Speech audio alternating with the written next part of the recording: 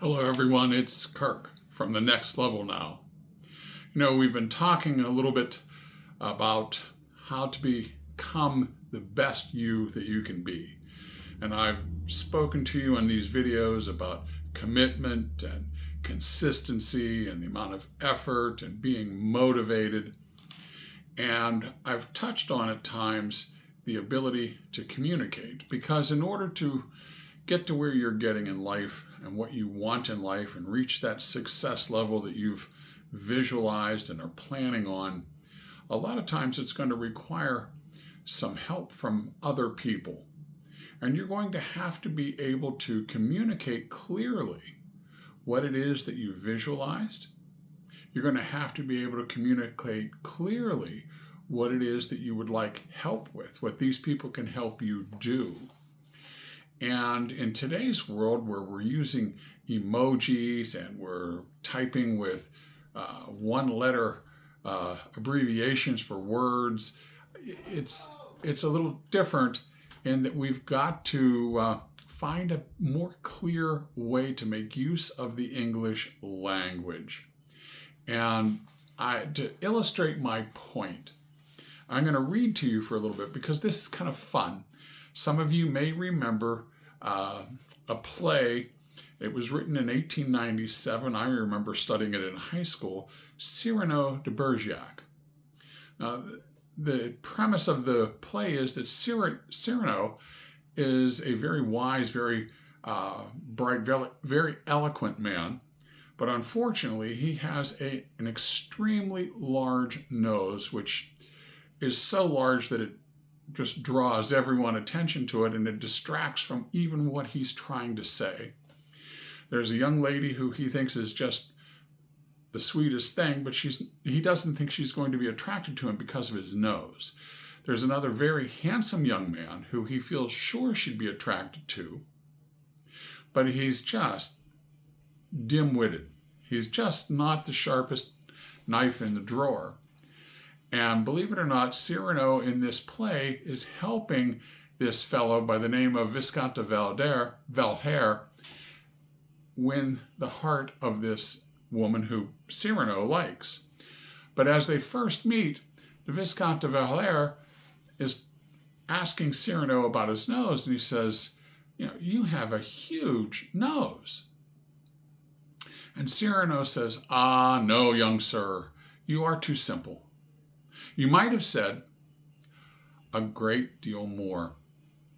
You might have said, when you drink, you must have a special glass, one with a very broad bowl. You could have described my nose by saying, 'tis a rock, a peak, a cape. A cape? Say rather a peninsula. Or you could have asked it as a question. What may be the function of that oblong receptacle? A snuff box? Or a spectacle case? You could have been gracious with me by saying, to the little lovebirds, you must provide them with a wonderful perch. You could have said, when you smoke, sir, do the neighbors not cry fire? You could have been enterprising. What a sign for a perfumist. Could have been respectful. Suffer me, sir, to salute it. It is a monument. You could have been dramatic. When your nose bleeds, is it the Red Sea? You could have said, what a column for a seal ring. You could have been lyrical. Are you a conch? A triton? You could have been just simple. It's a monster. You could have been militaristic. Point against the cavalry. Or you could have been practical. It's a gutter. And finally, you could have been insulting. Sir, if you ever wish to have your portrait painted, you'll need a full-length canvas. You see, the point is, by understanding and knowing words, what they mean, different words, and how to utilize them to help you be more descriptive. Is it blue? Is it cobalt blue? Is it sky blue? Is it azure? Learn some of these words and learn how to use them. Don't be afraid to use them. And you're going to find that as you do that and your communication skills grow, you're going to be far more clear. There's going to be less chance of misunderstanding. Now, bear in mind that the spoken word only represents 7% of communication. The rest of communication depends on your facial gesture, your features, your gestures, your expressions.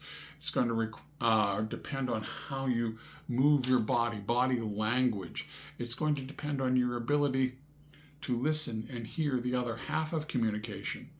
And that requires the ability for you to formulate proper questions, to ask that person for clarification. But if you can communicate well, it's going to speed you along your path to success. My good friend Tamika Thomas on her Facebook page is putting up an offer for a deep dive boot camp.